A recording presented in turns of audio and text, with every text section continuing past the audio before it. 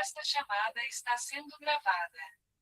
Já ouvi aí, Marcos William, seu microfone está aberto. Marcos William não, William. Gente, é meu esposo, eu chamo ele só de William, mas eu não aguento, nesses espaços fica Marcos William, eu não sei por que sai tão formal Marcos William. Mas é isso. Então, estou feliz que a formação deu justamente nesse dia, 25 de julho, né? Dia tão importante para nós, mulheres negras, latino-americana, caribenha. É dia de celebração, mas também é dia de luta, né? É dia de resistência, é dia de comemorar, mas também é dia de não baixar a guarda, né? Mas que bom que tem um dia hoje que lembra de mulheres negras, né? Que é a base da sociedade, a base da base, e que quase ninguém fala sobre ela, né? Como já dizia Lélia Gonzalez, a mulher negra é essa que no carnaval, no domingo, ela é celebrada pela musa do carnaval e tudo, mas na segunda-feira ela está lá trabalhando na Casa Grande, ninguém fala mais da musa, né? Já esqueceram da musa, e aí ela é mais uma trabalhadora, né? Enfim. Então, sejam todos bem-vindos e bem-vindas. A formação do Resistência Negra. Antes da gente iniciar, eu quero dar os nossos avisos, e vem mais coisa bacana por aí, nessa semana ainda, porque julho é um mês importante, a gente não pode deixar passar ileso, a gente tem que aproveitar e comemorar tudo que julho nos traz, né? Antes de tudo isso, quero dizer, quem ainda possui atividade pendente dos encontros anteriores, podem entregar até 31 de julho. E eu observei aí que poucas pessoas, né, aproveitaram a oportunidade, mas está aberta, viu, pessoal? A gente não tinha colocado o link lá a atividade lá no Google Sala de Aula. Teve uma companheira nossa aqui do Resistência que nos alertou, nós colocamos. Se tiver ainda alguma coisa que não está aparecendo lá para vocês, me fale que a gente vai olhar, tá bom? Então, procurem acompanhar direitinho aí as orientações. Não enviamos nada pelo e-mail nesses dias, estamos utilizando o WhatsApp e o Google Sala de Aulas mesmo. Fique atento, que o e-mail está tão ainda cheio, né, desse período que a gente ficou aí sem esse acompanhamento, que eu estou respondendo. Se eu mandar e-mail, eu sei que vai voltar muitas mensagens, então eu evitei usar o e-mail nesses dias, mas assim que a gente terminar esses acompanhamentos atrasados, a gente vai usar o e-mail para mandar para vocês como vocês estão para poder acompanhar. O segundo aviso, aí é de comemoração, é de coisa boa. Dia 29 de julho, guarda aí essa data, pessoal, 7 horas da noite, ainda está de férias, não venham me falar que vocês vão trabalhar, que tem coisa para vocês fazer, que está todo mundo descansando, em partes, né, que a gente nunca está descansando. Mas dia 29, às 19 horas, o Resistência vai realizar uma roda de conversa sobre mulheres negras, fechando o Julho das Pretas, né? O Julho das Pretas veio, além de ter o dia 25, o movimento negro tem utilizado o mês de julho inteiro para falar sobre mulher negra, e a gente não vai ficar fora dessa, né? A gente também vai fazer o nosso Julho das Pretas, e a gente vai trazer aí 3 mulheres negras fodas para falar de bem viver e transformação por meio da política. Está vindo aí o período eleitoral e a gente está falando dessa responsabilidade da caneta, que a caneta teve o tempo todo na mão de pessoas brancas, e agora é hora da gente fazer valer essa postura antirracista que a gente está aprendendo aqui. Então, a gente vai trazer 3 mulheres negras, desculpa a palavra, mas fodas, né, maravilhosas, do meio da política, para poder falar para a gente. Uma delas é Anelisa, vocês conhecem a Anelisa? Das redes sociais, que está aí com 1.800.000, quase 2 milhões de seguidores nas suas redes sociais. Ela vai estar aqui no Resistência no dia 29. A outra é a Moara Saboia, que é daqui de Contagem, mulher negra foda demais, e a Dandara, que é do Triângulo Mineiro. Trouxe mulheres mineiras, todas as 3, o que elas têm em comum? Serem mulheres negras, retintas e de Minas Gerais, né? Então, a gente vai fechar o mês de julho com o Júlio das Pretas do Resistência, falando sobre política, que a gente já está entrando nesse período e a gente precisa muito abrir os olhos para esse lado, tá bom? Então, Júlio das Pretas é tempo de memória, luta, encontro e organização. E as mulheres negras, gente, sempre fizeram política, né? Nas famílias, nas escolas, nas comunidades, nos terreiros, nas igrejas, nos sindicatos, nos movimentos sociais. E precisamos, então, ampliar essa presença nos espaços em que se decide sobre leis, recursos e políticas. Então, a gente vai fazer o Júlio das Pretas com esse debate e a gente conta com cada um de vocês. Pode chamar quem quiser para participar do Júlio das Pretas do Resistência, também vai ser aberto, tá bom? Então é isso. Alguma dúvida? Para a gente entrar no nosso encontro de hoje e falar do nosso tema. Nós vamos passar o recado das camisas agora? Pode passar, aviso, pode falar. Então, pessoal, boa tarde. Eu quero desejar os parabéns para as mulheres pretas, latino-caribenhas. Vocês são uma potência. Quando vocês decidem fazer alguma coisa, por experiência própria, eu não consigo acompanhar, eu arrasto, enquanto tem certas pessoas que estão correndo. A Fernanda, eu sou casado com ela há 26 anos, mas ela parece que está ligada uns 660, e para mim tentar acompanhar, eu tenho que correr. E enquanto eu corro, ela anda.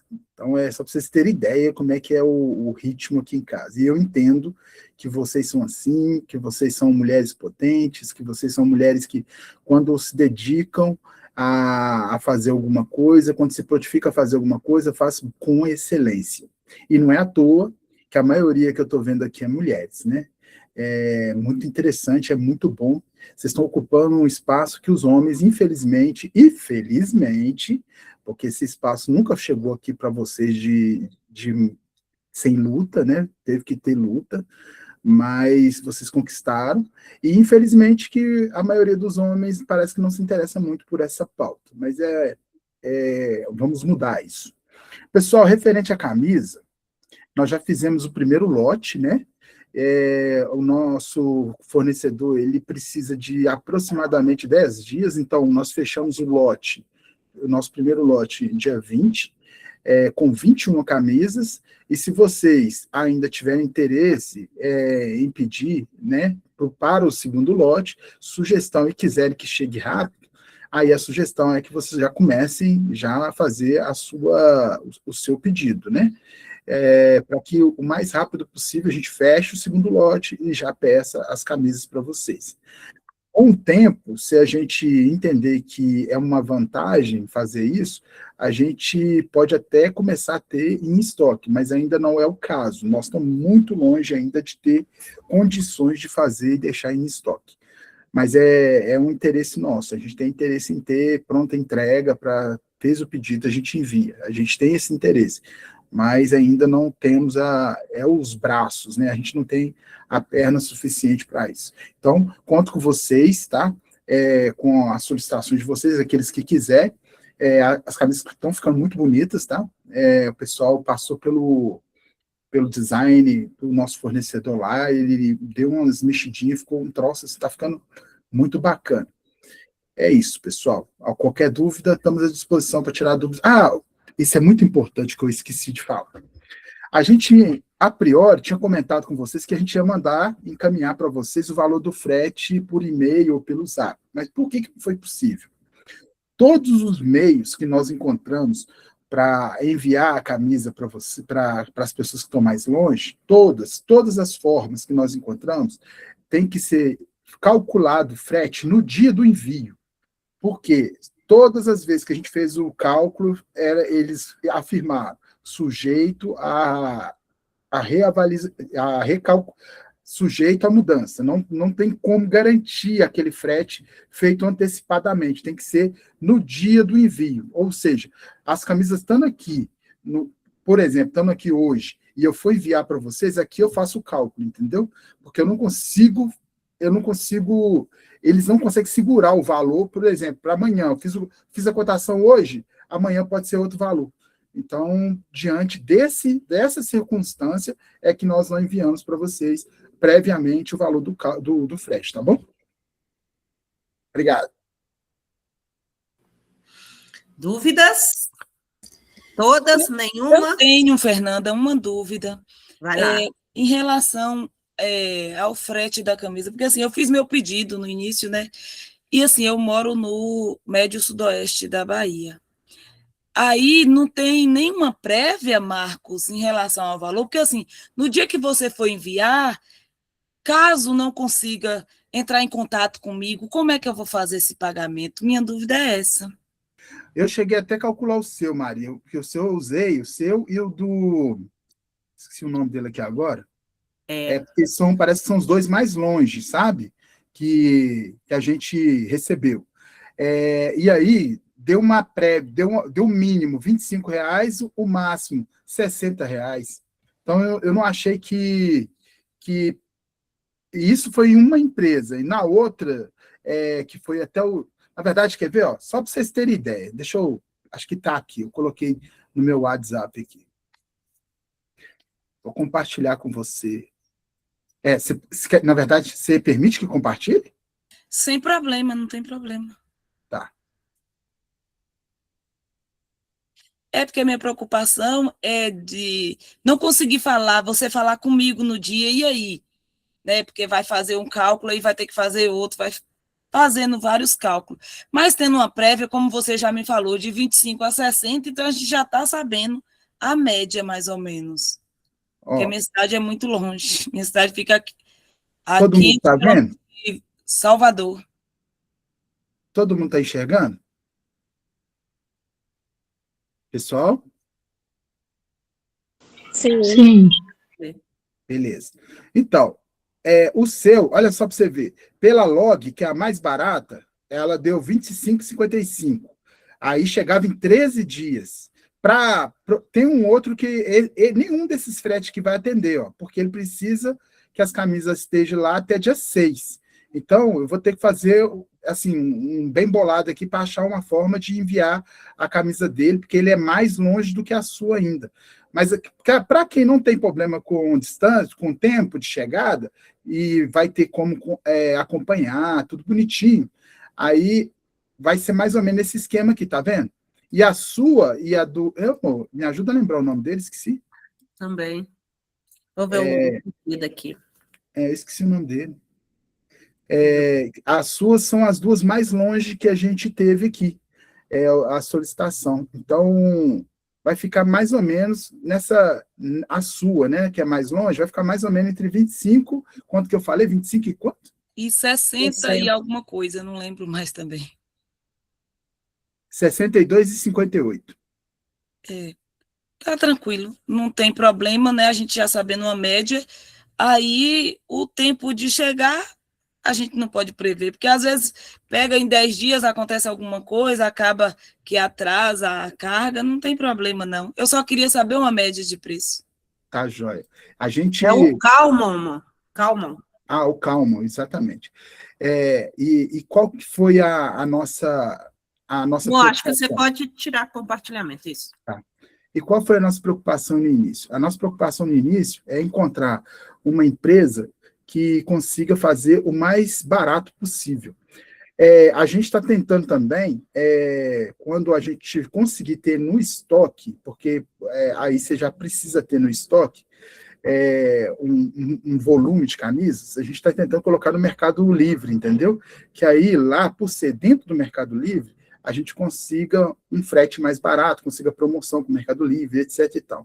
Então, a gente vai tentar, de todas as formas, encontrar uma forma de ficar mais fácil a entrega para vocês, mais barato, o máximo possível. Mas eu entendo que, por ser uma camisa que ela tem um cunho de apoiar o Resistência e também demarcar um território, eu acredito que vocês entendem, às vezes, que, infelizmente, a gente acaba pagando um pouco mais por essa simbologia que a camisa representa, mais até mesmo pelo próprio camisa, né, gente? A gente sabe que hoje a gente compra camisa no TikTok aí por R$10, mas não é a camisa em si, é o que ela representa, o que está por trás dela, o que ela carrega, né?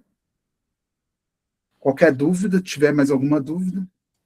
Obrigada, Marcos. De Obrigada, nada. Fernanda. Nada, meu bem. A camisa, gente, dá o spoiler não, né? Porque essa camisa vai para Martinica. Vai umas 8 camisas para Martinica. O Calman vai levar para lá. Então, o Resistência está internacional. Legal demais. Então, antes de começar, queria compartilhar com vocês a alegria de ontem do prêmio que recebi. Prêmio Efigênia Francisca, deixar mais pertinho aqui para vocês verem. Essa é a Efigênia Francisca, do Quilombo dos Siriacos, não existe mais, mas é uma mulher de luta que deixou o seu axé, né, que é a sua força vital aí para nós, e a gente segue hoje, nós mulheres de luta, seguindo os passos dela, né? E aqui está o certificado que eu ganhei lá. E eu estou compartilhando com vocês porque o Resistência faz parte, né, desse prêmio, de eu ganhar esse prêmio, não só Resistência, mas tudo que a gente faz, e o Resistência está dentro de tudo isso, né? Obrigada aí por vocês existirem e Ubuntu, né? Sou porque somos. Se não fosse vocês, eu não seria, né? E é isso. Obrigada, viu, pessoal? Então, vamos para o nosso encontro de hoje. Nossa aula hoje tem como tema o Teatro Experimental do Negro, representação e produção da consciência racial. É isso que a gente está buscando aqui. Consciência não é algo que abre a cabeça e se coloca lá dentro, é um processo interno de cada um, de tomada de consciência, a partir dos conflitos que tudo isso vai gerando internamente e que a gente vai elaborando, a consciência vai se apropriando, né? Então, eu quero começar pedindo a vocês aí, vamos interagir um tiquinho no chat, né? Quero depois, vou ler aqui algumas contribuições de vocês, mas quando vocês assistem a um filme, a uma novela, ou uma peça de teatro, quais personagens costumam ser destinadas a pessoas negras? Então, fala aí, quem assiste novela, né? Assiste, já assistiu. Quem gosta de filme, quem já assistiu peça de teatro. Qual que são os personagens aí destinados às pessoas negras, né? Lucilene colocou empregada, Ana Paula cozinheira, Ariadne limpeza, a Lucilene babá, escravo. Estou lendo rápido porque está subindo rápido aqui para mim. Empregada, personagem subalterno, motorista, bandido. É isso.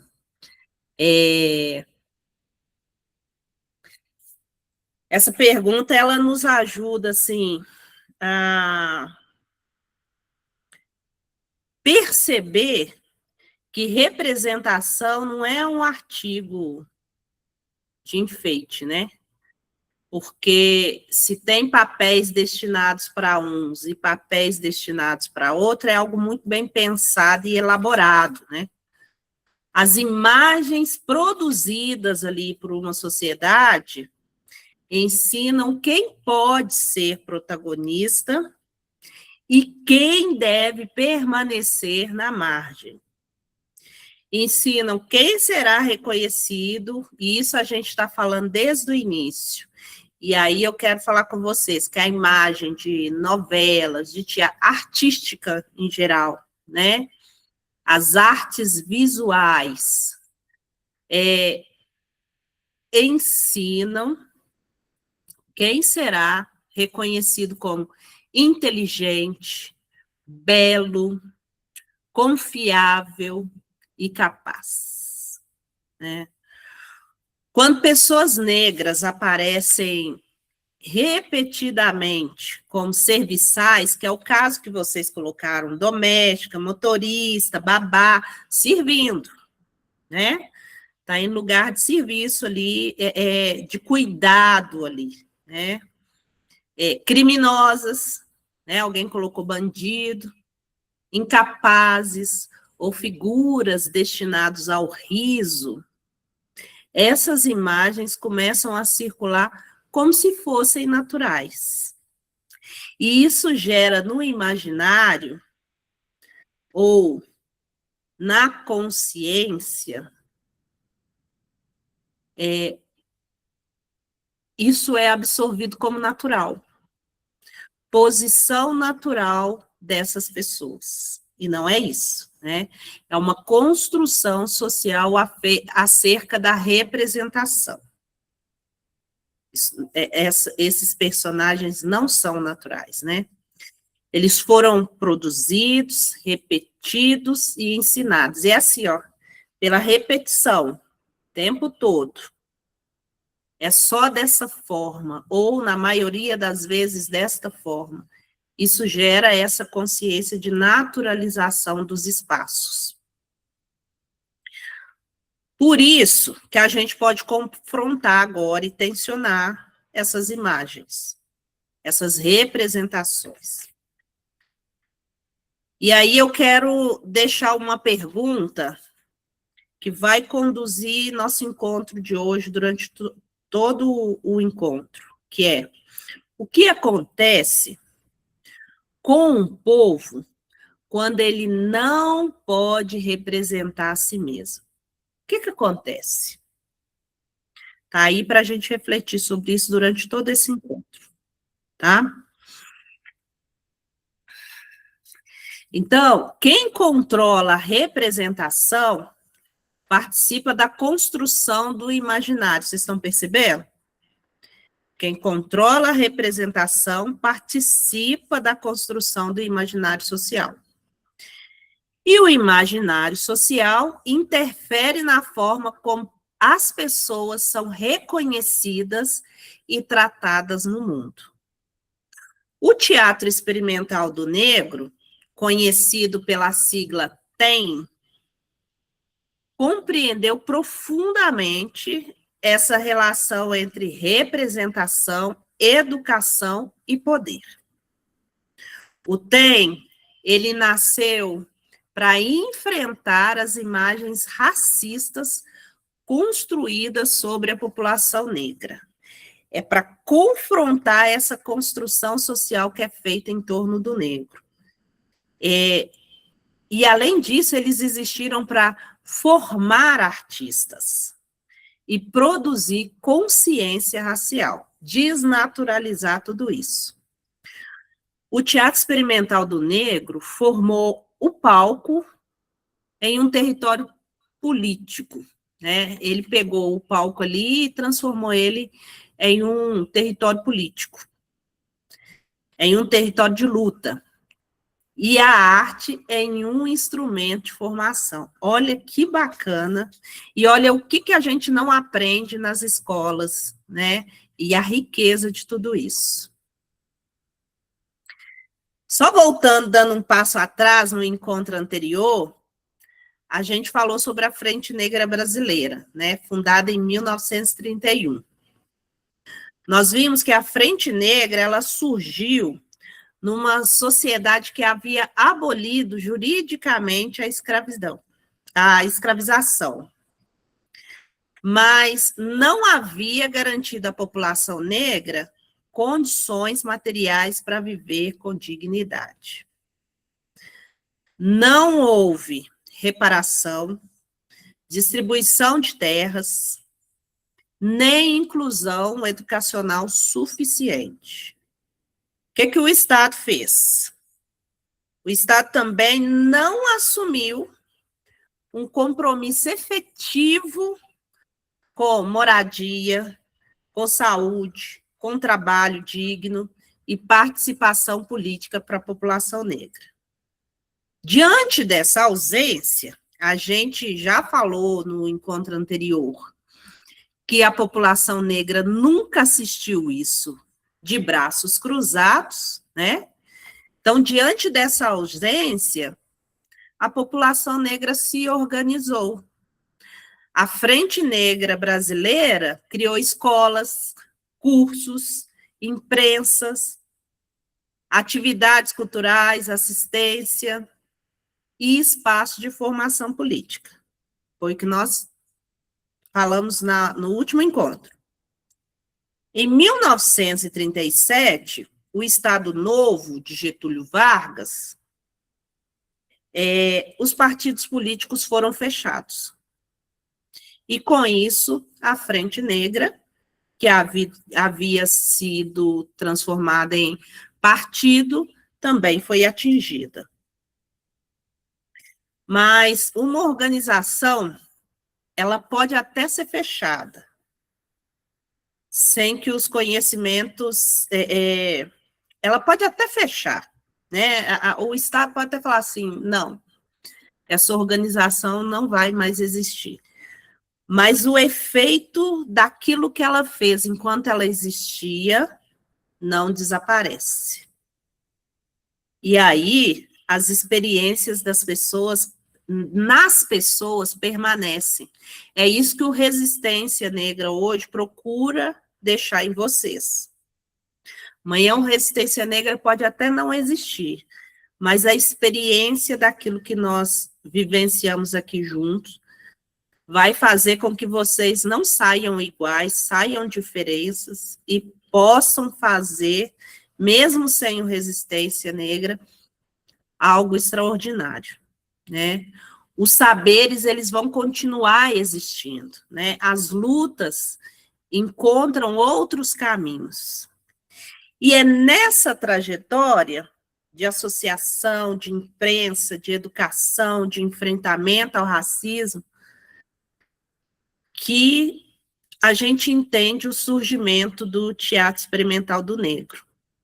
Ou seja, Frente Negra fechou, mas deixou um burburinho, uma experiência, deixou algo no ar que a população negra que vivenciou, experimentou um pouco disso, não conseguiu ser igual.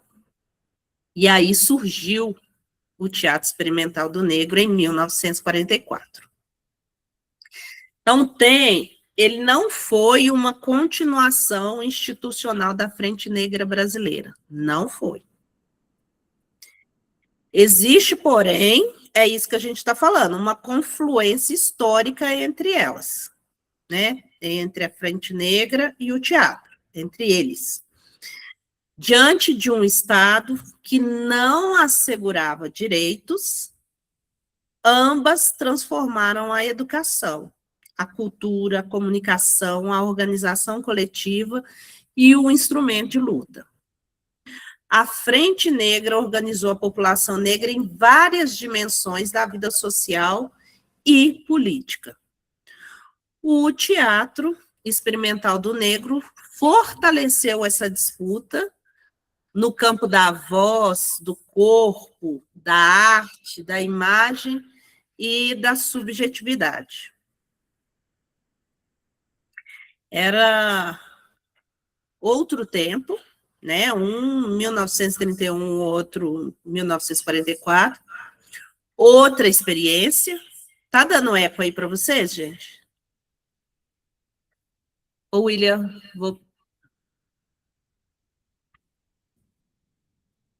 parou o eco? Parou, né? Então, era outro tempo, outra experiência e outra forma de organização.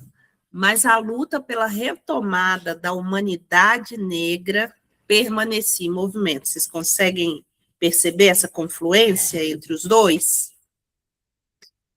E para a gente compreender a importância do TEM, a gente precisa observar como que as pessoas negras apareciam no teatro brasileiro. Vão compreender isso aí. Atrizes e atores negros encontravam enormes barreiras para chegar aos palcos, principalmente para interpretar personagens centrais, né, os protagonistas. Quando apareciam, geralmente, quando aparecia papéis e não papéis de protagonista. Quando um era chamado para assumir um papel, geralmente eram colocados em papéis subalternizados.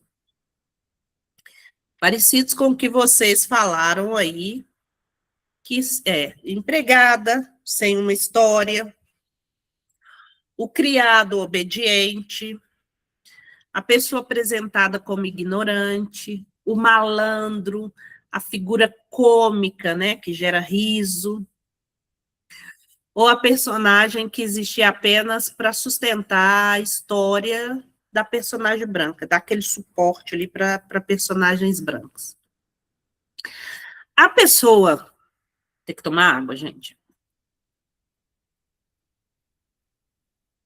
A pessoa negra, ela podia aparecer, mas dificilmente era apresentada como centro de sua própria existência.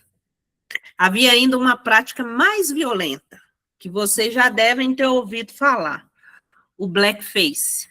Já ouviram falar? Então, o blackface não é apenas uma maquiagem, gente, não é inocente assim, não.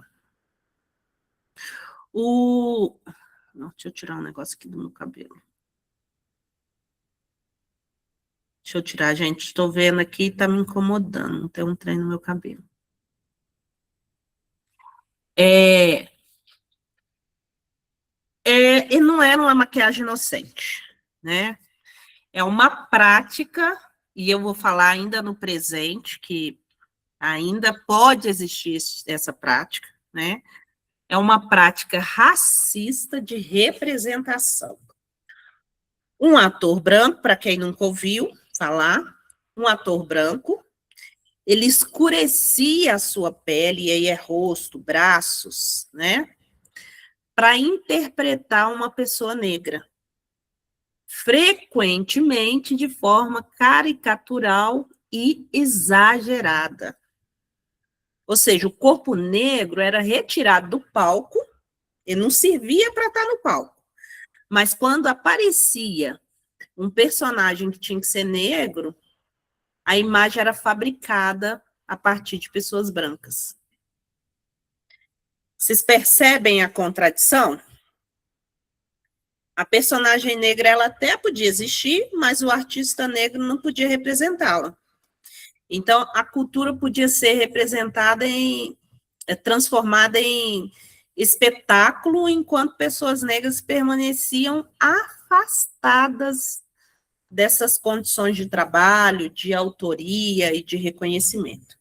Ficava longe desses espaços.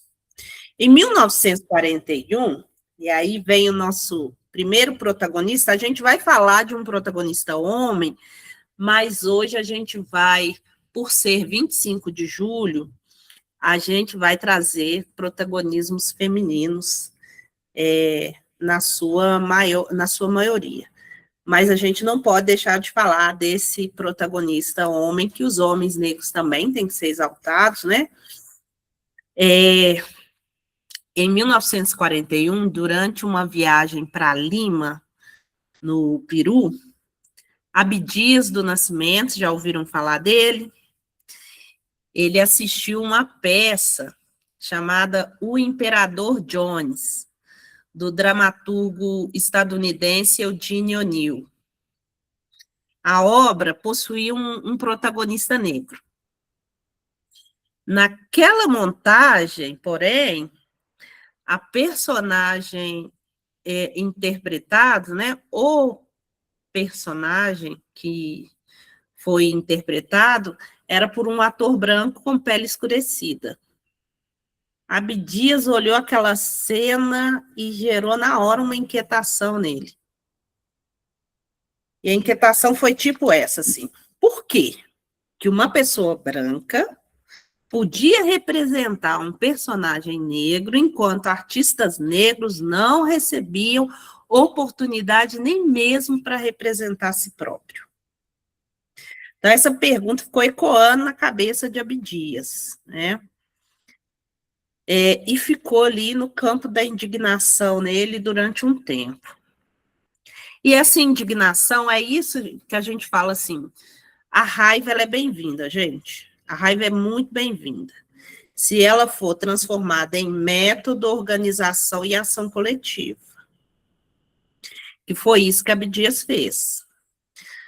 A curiosidade dele diante do problema tornou-se uma atitude assim investigativa. E a investigação que ele promoveu tornou-se intervenção no mundo. Ele conseguiu intervir no mundo.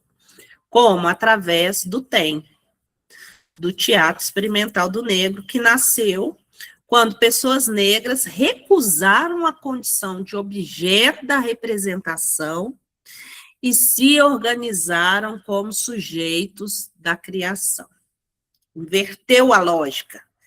E isso é muito contracolonial, né? Inverter a lógica que é colocada e dar o protagonismo para o negro. Foi isso que o TEM fez.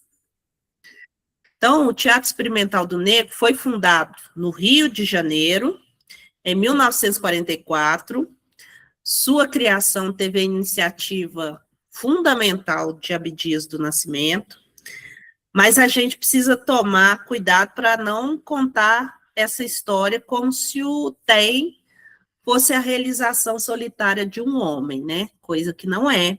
O TEM é coletivo. O TEM foi uma construção de várias mãos, né? Participaram ali atrizes, atores, trabalhadoras domésticas, bailarinas, educadoras, jornalistas, artistas, intelectuais, militantes.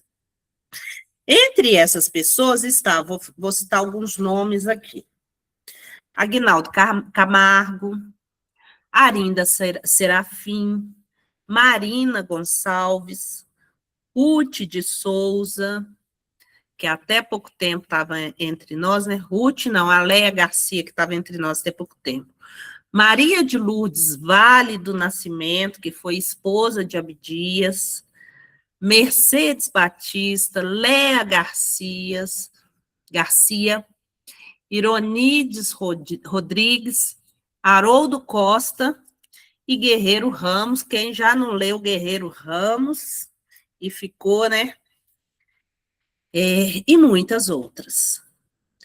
O TEM, ele provocou pessoas negras que, em muitos casos, ainda não possuíam experiência profissional de teatro. Não tinha isso, né? Lembra até também que a população negra ela estava no espaço de sobrevivência, né? Saiu da abolição com a mão na frente e outra atrás e a primazia era sobreviver, né?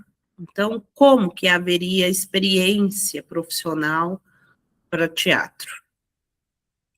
O racismo, ele dizia não, assim, né? E para os negros. E além de dizer não, e falava que não existia atores negros preparados, atrizes e atores negros preparados para trabalhar. Muito que a gente ouve hoje em dia, né? Em alguns cargos, eles falam, o STF mesmo, a gente não tem nenhuma mulher negra, né? E muito dos argumentos é isso, não tem preparado. E o movimento negro já entregou uma lista mostrando,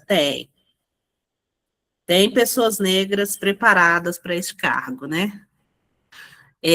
O TEM demonstrou que aquela ausência não era resultado de incapacidade, ele provou. E olha que lindo, como que o TEM provou tudo isso, gente?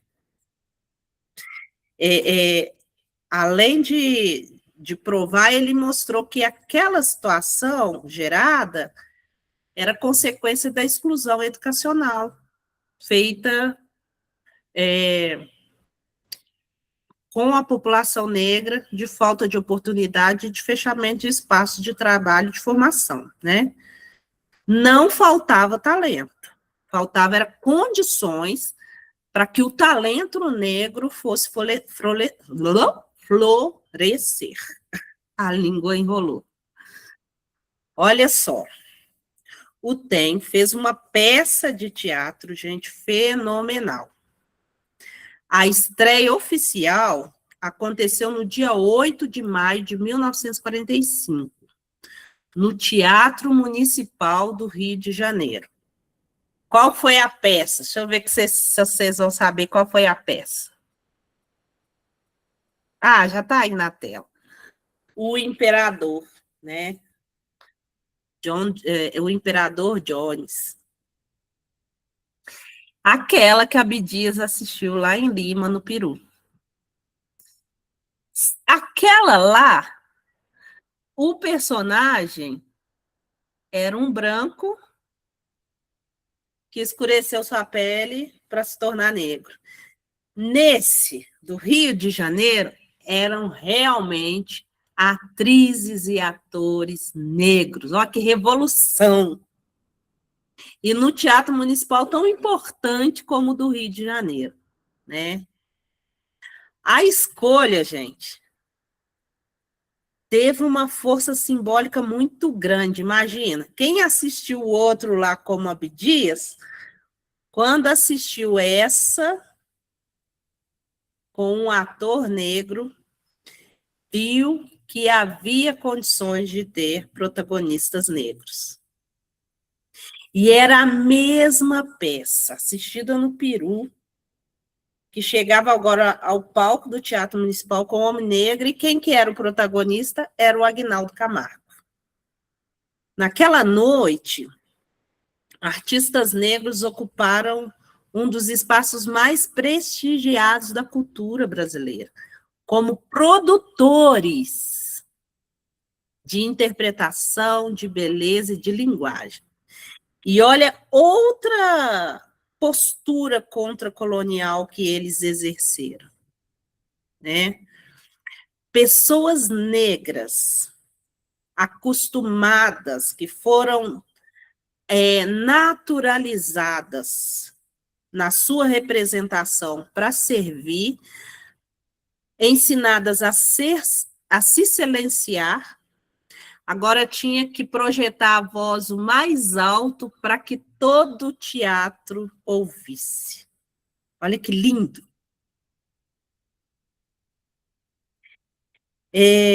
Mas o tempo, contudo, ele não pretendia apenas incluir pessoas negras numa estrutura que permanecesse igual, sabe? Não dá. O pensamento sempre foi esse, não dá para ser igual, tem que mudar, né? Ele pretendia transformar as condições da representação. Quem podia interpretar, quem podia escrever, quem podia dirigir, decidir quais experiências seriam reconhecidas como parte da arte. E o TEM fez isso com pessoas negras. E a gente pensa, por que a gente pode afirmar que o teatro experimental do negro foi um espaço de experiência educativa? Por que a gente pode afirmar isso? Porque o TEM, ele compreendeu que não bastava ensinar técnicas de interpretação. Era preciso criar condições para que pessoas negras lessem o texto, interpretassem, aí vamos trazer, né, Paulo Freire.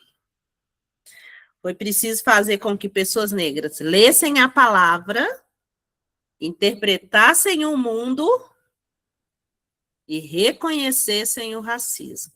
E reconstruíssem a percepção que possuíam até de si mesma. Isso é letramento racial. Quando essa consciência, essa leitura da palavra, a interpretação do mundo e a reconstrução da percepção, isso tudo faz parte do letramento, né? Que as pessoas têm de si mesmas, e isso é tanto pessoas negras quanto pessoas brancas, né? De se verem a si mesmo nesse mundo do racismo. Muitas pessoas que procuraram o Teatro Experimental do Negro eram trabalhadoras e trabalhadores negros a quem o acesso à escolarização havia sido negado. Então, por isso, a organização, ela promoveu alfabetização, iniciação cultural e formação teatral. Mais, gente, de 600 pessoas chegaram a se inscrever no curso de alfabetização promovida pelo Teatro Experimental do Negro. Coisa que ocorreu também aqui no Resistência, né? Nesse último ano, a gente teve mais de 600 inscrições. Só que é isso, a gente precisa olhar esses números com rigor, com certa crítica. O dado se refere às inscrições, mas não significa que todas as pessoas inscritas tinham concluído o curso ou sido alfabetizadas, né? E aí, isso é importante a gente dizer, mas a procura pelo TEM foi gigantesca na época, né? E aí, como que eles trabalhavam? A Ironides Rodrigues, ela era responsável pelo trabalho de alfabetização. O Aguinaldo Camargo, ele atuava na iniciação cultural geral. O Abdias do Nascimento, ele trabalhava as primeiras noções de teatro e de interpretação. E essas dimensões, assim, conectadas, elas juntas, aprender a ler, fazia com que não fosse só memorizar, né? Um texto de uma peça. A leitura e a escrita, elas ampliavam a possibilidade de conhecer direitos básicos para essas pessoas, de acompanhar debates políticos, veja a importância, de interpretar a realidade e de participar da produção de conhecimento. Então, ler e escrever são atos extremamente simplistas, pode dizer assim, comuns, mas de uma dimensão gigantesca na vida de uma pessoa. Pode transformar ela, tirar ela de um lugar de só perceber o mundo pelo que os outros trazem em falas também, não só em leituras, mas em fala, depende do que os outros trazem ou da sua percepção visual, mas a leitura traz a visão de vários mundos, né? E a escrita, e aí trazendo Conceição Evaristo, que é através da escrevivência, né, que a população negra, na sua maioria, na sua escrita, o que ela produz é a escrevivência, ela não deixa de falar de si, da sua vivência, da experiência coletiva, né? Tem algo ancestral na escrita da população negra que traz um coletivo todo nessa escrita, né?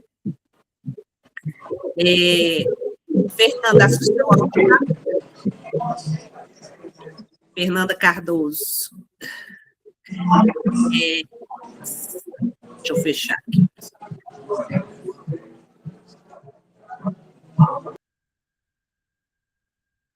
Ah, fechou. Obrigada, Fernanda.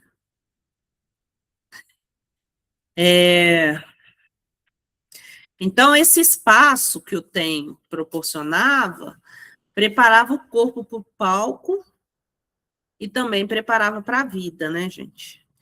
E aquelas pessoas não chegavam também ali vazias, elas chegavam com as suas experiências, né?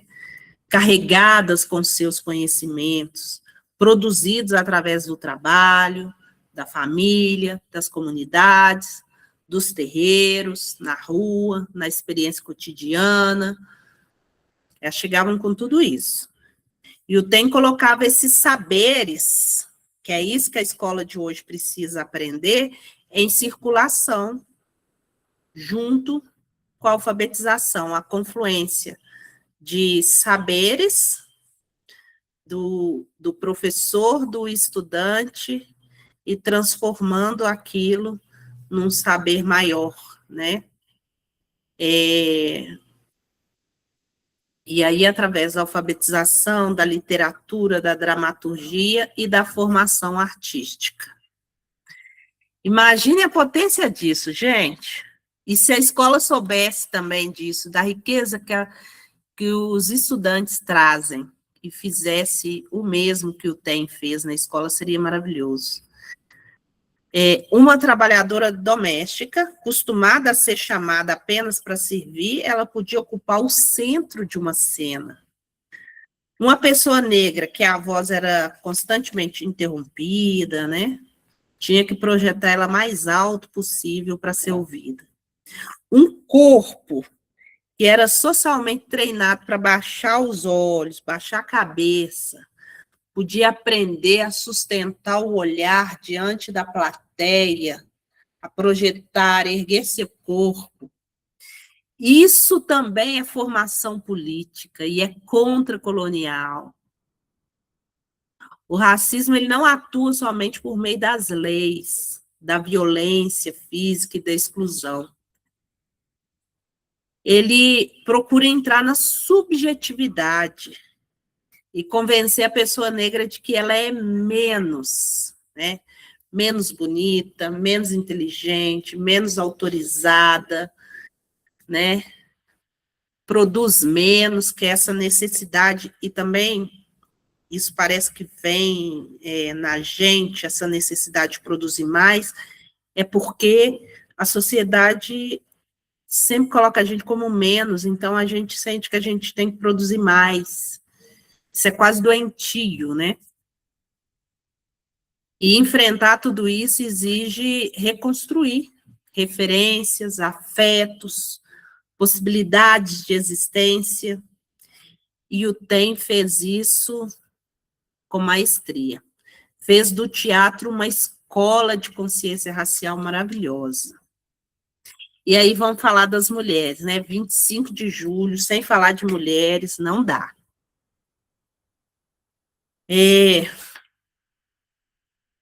A gente precisa agora enfrentar um problema muito recorrente na escrita da história. Muitas experiências coletivas são lembradas apenas pelos homens que alcançaram maior visibilidade pública, né? Quando isso acontece, o trabalho de mulheres desaparece ou até é apresentado como colaboração secundária, né? Você ajudou, você apoiou. No teatro experimental do negro, as mulheres negras foram atrizes, bailarinas, organizadoras, educadoras, escritoras e formadoras políticas. Elas construíram o teatro experimental do negro, né? A Arinda Serafim era trabalhadora doméstica, mas também esteve entre as fundadoras do grupo. Na estreia do Imperador Jones, ela interpretou a velha nativa. A sua presença ligava o palco à vida concreta das mulheres negras que experimentavam o racismo e a desvalorização do trabalho doméstico, sabe? A Ruth de Souza, por exemplo, ela interpretou os primeiros anos do TEM.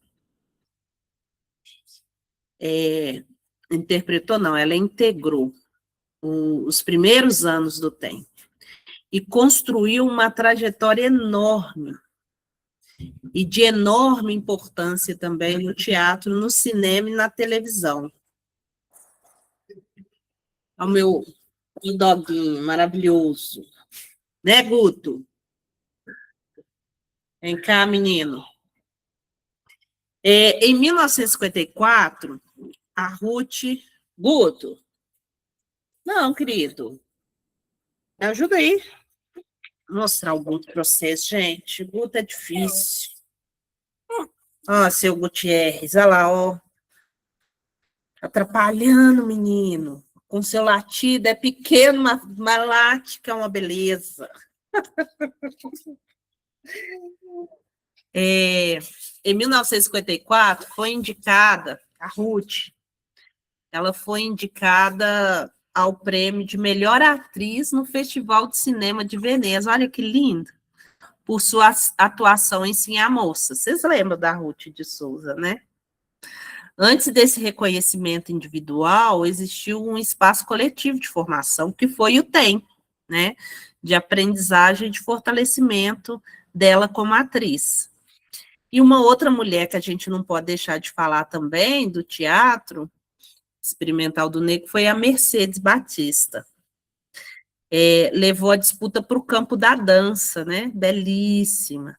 Em 1948, ela tornou-se a primeira mulher negra a integrar o corpo de balé do Teatro Municipal do Rio de Janeiro. Mas entrar formalmente numa instituição não significou participar plenamente dela, né, gente? A gente sabe disso. Muitas empresas que colocam negros lá só para falar que tem pessoas negras nesses espaços, mas elas quase não participam de nada, né? Mercedes, ela enfrentou o racismo e recebeu poucas oportunidades de se apresentar. Mais tarde, ela tornou-se referência fundamental da dança afro-brasileira, né? Ela não colocou somente o corpo negro dentro do balé, ela colocou em discussão quais movimentos, ritmos, memória e conhecimento poderiam ser produzidos e reconhecidos como dança, né? E, por último, mas não dizendo que não haviam outras mulheres, né? Mas, por último, a Léia Garcia, que integrou uma geração mais jovem do TEM. Ela estreou em 1952, no espetáculo Rapsódia Negra, né? E depois construiu uma longa trajetória no teatro, no cinema e na televisão. E aqui entra a curiosidade que eu comentei com vocês mais cedo. Léia e Abdias viveram juntos por alguns anos e tiveram 2 filhos. Algumas biografias os apresentam como casados, mas a própria atriz explicou que a união não foi assim formalizada, né? Essa informação faz parte da biografia, mas não define a história dos dois, nem dela. Léia Garcia, ela possuía... Peraí, gente, que tá dando eco de novo, né?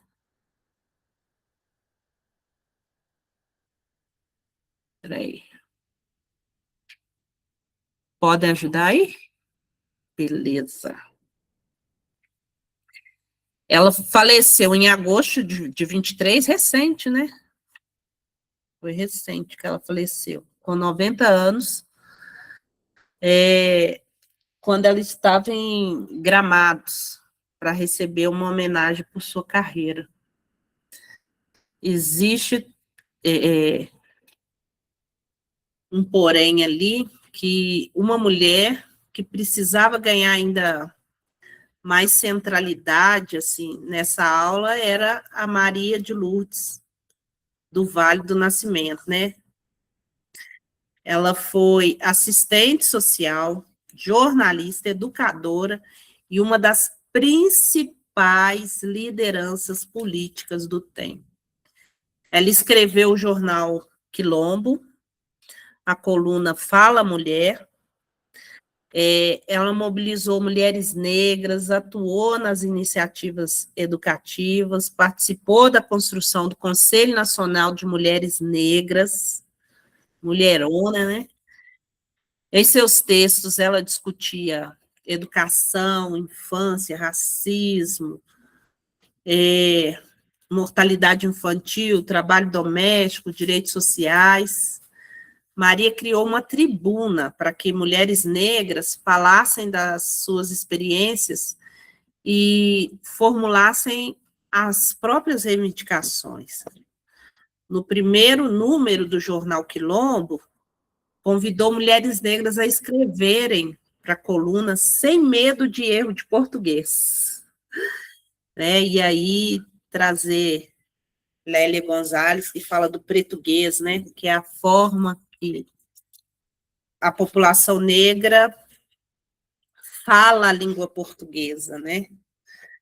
E ela afirmou: aqui não é academia de letras, e sim uma tribuna democrática para discussão de ideias e de problemas nossos, né? Então, fiquem à vontade para escrever. Vocês percebem a força, assim, dessa afirmação? Isso gera na pessoa que vai escrever um destravamento, né? Posso escrever porque eu não vou ser julgada, né? E ela escreve. Maria estava dizendo que a palavra, ela não podia continuar sendo propriedade exclusiva de pessoas que dominavam a norma culta. No texto Crianças Racistas, ela também investigou como o racismo era ensinado no interior das famílias. Olha, ela observou a contradição vivida pelas trabalhadoras domésticas negras que cuidavam das crianças brancas e, ao mesmo tempo, viam essas crianças aprenderem a inferiorizá-la. Olha, isso, né? Antes mesmo da gente utilizar a expressão educação antirracista que a gente usa hoje, Maria, ela perguntava como que o racismo era ensinado para as crianças, né? E como essa aprendizagem poderia ser interrompida. Como que a gente ia acabar com isso, né? Ela também defendeu a regulamentação do trabalho doméstico, e isso demonstra que o TEM não discutia representação de maneira abstrata, né? Raça, gênero, classe, né? Tudo confluía ali na vida dessas mulheres. E elas transformaram a experiência vivida em conhecimento, em organização e em ação política. Então, a atuação do TEM ultrapassou o teatro, foi além do teatro. O teatro foi o pontapé, a fagulha que incendiou a fogueira, né? Em 1948, começou a circular o jornal Quilombo, que tratava ali de vida, problema e aspirações do negro. O próprio título apresentava um posicionamento. O jornal, e esse Quilombo, gente, quem já leu Beatriz Nascimento sabe que o sentido de Quilombo vai além de território, né? Quilombo está no afeto, Quilombo está nas relações, Quilombo é um estilo de vida, né? Então, o próprio título ali do jornal Quilombo já traz, assim, uma dimensão crítica, um posicionamento muito forte, né? O jornal, ele não tratava a pessoa negra como um problema a ser resolvido pela sociedade branca. Discutia as dificuldades enfrentadas pela população negra.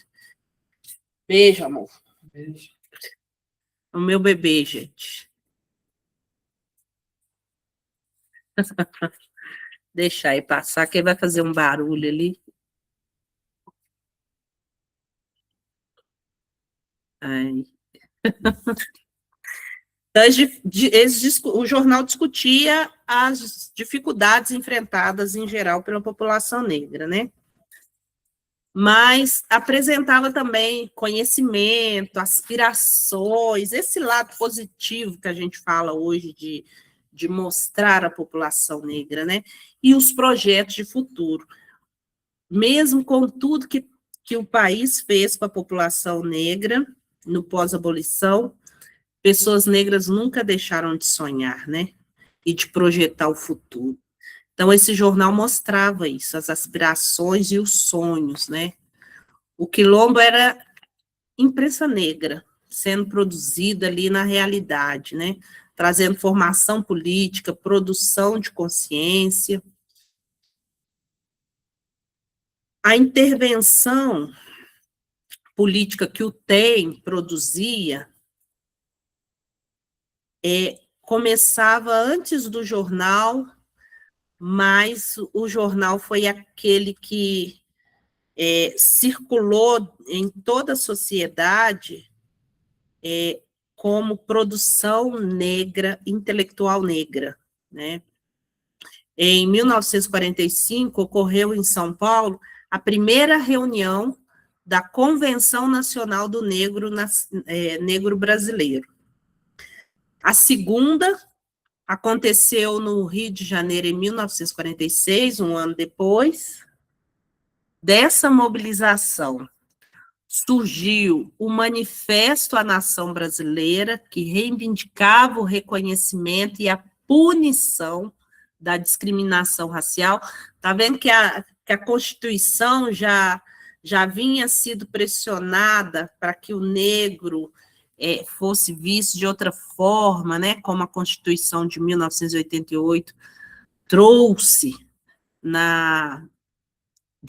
formalmente, né, que ainda precisa, no âmbito social, isso ser mais efetivo, mas no âmbito jurídico, formal.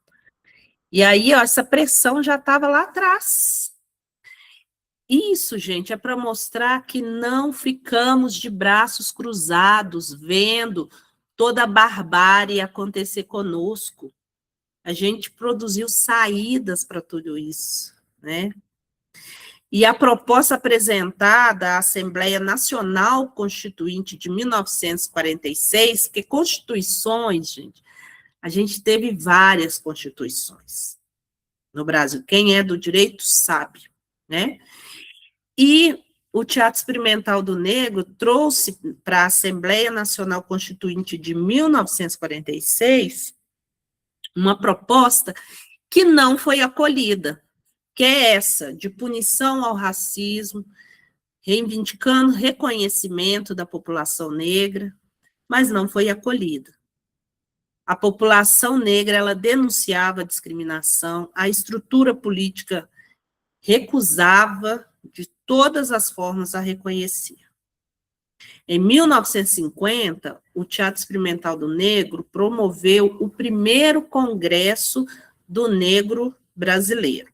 A gente falou da Convenção Nacional do Negro Brasileiro e agora é o Congresso do Negro Brasileiro.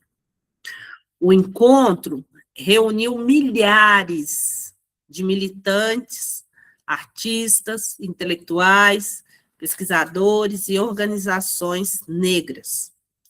Não foi um encontro acadêmico, né, apenas, que tinha ali intelectualidade. Foi um encontro de estudo, de formulação de política a partir da população negra. Isso é que é importante. Entre as reivindicações debatidas estava outra presença da história. Isso que a Lei 10.639 hoje reivindica, sabe? Mais de 50 anos se passaram antes da Lei 10.639, 2003, né? E as organizações do movimento negro já disputavam o currículo brasileiro. já falavam, tem que contar a história de outra forma, não pode contar a história do jeito que ela vem sendo contada. A lei, portanto, não surgiu como concessão espontânea do Estado. É isso que a gente precisa desmontar, parece que do imaginário que parece que foi construído, como 1888 é mostrada a princesa Isabel como aquela que assinou a Lei Áurea, e a gente tem no imaginário, coloca no nosso imaginário, que é uma pessoa branca fazendo uma benevolência. 1988, Constituição, a Lei 10.639, não é uma benevolência do Estado. O movimento negro é que conquistou, depois de anos de disputa, de luta, de reivindicação. Isso precisa ser contado. Esse protagonismo da história do movimento negro. O movimento negro educou a sociedade e pressionou o Estado, e continua pressionando, não parou não, porque não está bom, né? O TEM também revolucionou as artes visuais, né? Fez uma movimentação ali nas artes visuais. Em 1955, ele promoveu o concurso de artes plásticas sobre o tema do Cristo Negro. E é um negócio que dá pano para manga, né, gente? Porque a região, né, onde Jesus Cristo nasceu, as pessoas são de pele escuras. As pessoas são de pele escura. E aí, mostra-se hoje um Jesus de pele branquíssima, praticamente, alguns até de olho azul, né, olho verde. E aí a gente fica pensando, né, quando Jesus nasceu, ele foi escondido no Egito, né, por causa da perseguição que foi feita acerca dos bebês, porque queriam matar Jesus. Imagina um Jesus branco, do olho azul, escondido no Egito, que é África, é população negra. Dá para esconder, gente? Não dá. Se conseguiu, é porque ele camuflava ali no meio, né? Então, a história é contada muito enviesada, e a gente precisa mudar isso. Representar Cristo como uma pessoa negra provocou e ainda provoca fortes reações numa sociedade acostumada a associar o sagrado à branquitude. É isso, tudo que é bom não pode vir do negro, tem que ser branco. O que é bom é branco. Associar a negritude, Cristo. Onde já se viu isso? Né? Quando todas as imagens sagradas são brancas. A branquitude é silenciosamente, ninguém questiona isso, aproximada da riqueza, a bondade, a humanidade, né? Produzir a imagem de um Cristo negro confrontava essa ordem estética, religiosa e racial. E olha que coragem, né, do TEM de trazer esse debate assim nesse período. Eles foram maravilhosos, né? O TEM também construiu o projeto do Museu de Arte Negra, cuja primeira exposição ocorreu em 1968. Esse projeto, ele colocava uma outra pergunta. Quem possui autoridade para definir o que é arte? E qual memória merece ser preservada? Que é isso, gente, história. Os professores de história aí sabem disso. História é memória. E quem domina, dita o que vai ser memorizado, o que vai para a história e o que não vai. Né? E o TEM produzindo a sua memória e a sua história, naquele tempo lá atrás, 1968, dentro da ditadura ainda. Olha que loucura! Então, teatro, educação, imprensa, organização política, mulheres negras, congressos, dança, artes visuais faziam parte desse movimento, né, do TEM, que transformou a cultura num caminho para disputar a sociedade, e disputou lindamente, né, a gente está vendo aqui. Agora eu quero que vocês respondam no chat, já que a gente já está acabando, para vocês não dormirem e para a gente já aquecer o nosso diálogo daqui a pouco. Se uma instituição permite a entrada de pessoas negras, mas recusa seus conhecimentos, sua estética, sua participação nas decisões, a gente pode dizer que houve transformação? Digam aí. Deixa eu bisoiar também o que vocês estão colocando. Não, Rosângela colocou aqui. Ana Paula também não. Júlia e Eva não. Essa pergunta, ela nos ajuda a compreender que a entrada não é sinônimo de participação. Quer dizer que colocou uma pessoa num espaço que está tudo bem. Não. Para avaliar uma instituição, a gente precisa observar alguns pontos. Em quais condições as pessoas negras entraram? Quais conhecimentos são considerados legítimos? Quem escreve, quem dirige, quem decide, quem recebe reconhecimento, quem administra os recursos, quem recebe o reconhecimento, quem administra, quem tem a caneta que a gente tem falado, que assina nas mãos.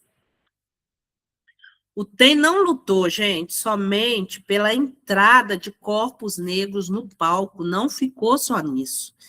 Disputou o texto, a direção, a estética, a memória e as condições de produção.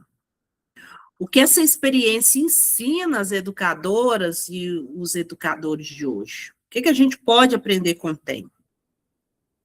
Primeiro, ensina que representação também é currículo.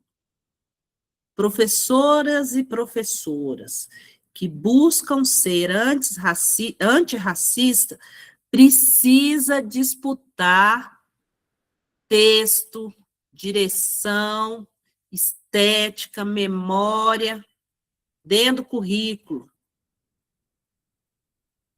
As imagens presentes nos livros, nos brinquedos, nos murais, nas histórias, comunicam quem pode ocupar o centro e quem aparece apenas como margem. Segundo, ensina que a educação antirracista não pode falar somente da dor. O TEM, ele denunciou o racismo, mas também produziu beleza, criação, encontro, possibilidade. A gente precisa ensinar sobre escravização, colonialismo, violência, mas as pessoas negras não começaram na escravização e não podem aparecer nem permanecer nesse lugar, e nem como vítimas, porque nós somos protagonistas da nossa história. Antes da invasão colonial, já existia sociedade negra fora do Brasil. Conhecimento, tecnologia, filosofia, espiritualidade, diferentes modos de produzir vida. Mesmo diante da colonização, a população negra nunca deixou de criar cultura, pensamento, resistência e futuro.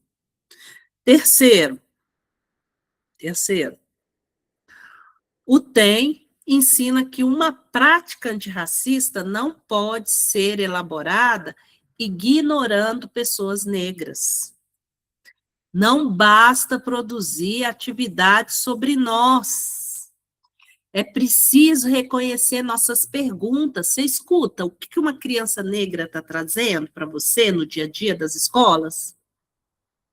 É preciso reconhecer nossos conhecimentos, nossos sonhos. A gente sonha, professora e professor. Nossos projetos de mundo. A escuta, que às vezes é destinada a crianças brancas, crianças negras, não só crianças, adultos, jovens, adolescentes. Escuta deve ser destinada para todos. Quarto, o TEM revela que a arte é um território educativo. Uma peça, uma dança, uma música, uma imagem, uma narrativa que pode conservar o racismo ou ajudar a desorganizá-lo. Isso você pode fazer no dia a dia das aulas. Por isso, a educação antirracista precisa ser também geradora, trazer Paulo Freire de novo, de boniteza. Precisa produzir boniteza. Uma boniteza que não esconda a violência, mas que se recusa a reduzir a existência negra em sofrimento, em mostrar a potencialidade dessa população. Fechando aqui sobre o TEM, o Teatro Experimental do Negro, né, fazendo um resumo rápido aqui. Foi fundado em 1944, sua estreia em 1945, com a peça O Imperador Jones. Enfrentou o blackface, os estereótipos racistas, a exclusão de artistas negros, articulou formação teatral, alfabetização, imprensa, organização política, participação de mulheres negras, congresso, dança, artes visuais. Por isso, o TEM deve ser compreendido como um projeto político-pedagógico, PPP, de uma produção de consciência racial. Se você é professora, gestora escolar, né, se tiver alguma diretora, alguma coordenadora aqui assistindo essa aula, se você não tinha ideia de como fazer um PPP antirracista, estuda o TEM, estuda o Teatro Experimental do Negro, Frente Negra, estuda o movimento negro. Arinda Serafim, Ruth de Souza, Mercedes Batista, Léa Garcia, Maria de Lourdes Vale do Nascimento, não foram personagens secundários. Isso precisa ficar muito latente, né? Porque homens costumam tomar o protagonismo de tudo. Elas foram porretas. Elas construíram a história do TEM. E agora vem a atividade, né? Do nosso jeito costumeiro, as 30 linhas, é o máximo, tá, gente? Não precisa ser 30 linhas, mas é o máximo aí. Explique por que o Teatro Experimental do Negro pode ser compreendido como um projeto político-pedagógico, um PPP, de produção de consciência racial. Vocês, com as suas palavras, elaborando tudo isso que vocês ouviram. Por quê? Bianca, o próprio Meet vai fazer a chamada para a gente, tá bom? Por nada. E aí você vai articular pelo menos 3 frentes de atuação do TEM, que nós falamos aqui. Apresenta aí um exemplo histórico, né, discutido aqui nesse encontro hoje. Mencione a participação de pelo menos uma das mulheres negras citadas aqui. E relacione uma das frentes de atuação do TEM à educação antirracista no presente, nos dias de hoje. Como que vocês podem articular o racismo com os dias de hoje, né? Com a educação antirracista do dia de hoje. Alguém perguntou sobre os slides a gente não disponibiliza, tá? A gente grava a aula e deixa a aula gravada no YouTube, e aí você pode rever, mas os slides a gente não disponibiliza, tá bom? Então é isso. Agora, só para fechar mesmo, o Teatro Experimental do Negro nos deixou uma tarefa histórica aí para a gente. Diante do que eles fizeram lá naquele tempo, em que não tinha uma Constituição de 1988, não tinha uma LDB de 1996, que já sinalizava a história e cultura afro ali, já sinalizava ali uma educação diferenciada, não tinha a Lei 10.639, não tinha diretrizes para a ERER de 2004, não tinha a Lei 11.645 de 2008, não tinha a PNEC, não tinha nada naquele tempo. Olha o que eles fizeram. Toda vez que uma pessoa negra ocupa um palco, uma escola, uma universidade, uma tribuna ou um espaço de decisão, a gente precisa perguntar: ela está ali apenas para ser vista ou possui condições reais para ela falar, criar, decidir, transformar? Porque representação sem poder pode virar decoração, enfeite. Mas representação acompanhada de consciência, organização, autoria, pode transformar a história. E cada um de nós aqui é responsável por transformar, para ajudar na transformação da história. Foi isso que o Teatro Experimental do Negro fez. Fez do palco um território político. Fez da arte uma prática da formação e fez da palavra negra um instrumento de intervenção no mundo. O que uma professora não pode fazer numa escola? Fica aí uma reflexão, né? Décadas antes da Lei 10.639, o movimento negro já exigia outra presença de África e da população negra na educação brasileira. Isso mostra que o movimento negro não chegou depois para ocupar uma educação que já estava pronta. O movimento negro participou da reinvenção da educação brasileira. O TEM não entrou no teatro apenas para ocupar um lugar, ele entrou para mudar o enredo. E nós também não estamos nessa formação somente para cumprir atividade. Obrigada, Luciana, por responder aí, para ajudar. Obrigada. E nós também não estamos nessa formação somente para cumprir uma atividade ou receber um certificado. Eu espero. Estamos aqui para formar consciência, fortalecer nossa organização e transformar os lugares por onde a gente passa. Essa tarefa é contínua nas nossas mãos, gente. Ela é diária. Ela exige voz, autoria, posicionamento, organização e coragem para mudar o enredo como o TEM fez. E eu tenho certeza que se você está aqui, só de você estar aqui, você já é uma protagonista para mudar o enredo dessa história, né? Não tem mais como essa história continuar sendo a mesma com você ouvindo, vendo, percebendo e refletindo sobre tudo isso. É isso que a gente espera. Bom?